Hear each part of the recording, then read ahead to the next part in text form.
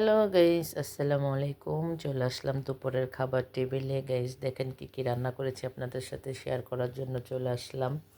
তো দেখেন, আমি শুরু করবো আগে ভাতের থেকে। এই যে ভাত রান্না করেছি, গরম ভাত ধোয়া হতেছে।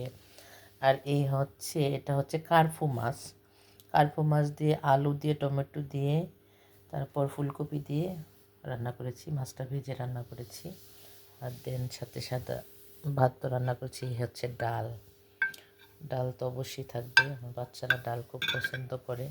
তো গাইস, আজকে আমি এই রান্না করেছি। দেখেন, এই দুই পতি রান্না করেছি, কার্পো মাছ ভেজে রান্না করেছি ফুলকপি আলু দিয়ে, আর হচ্ছে ডাল রান্না করেছি, সাথে হচ্ছে সাদা ভাত।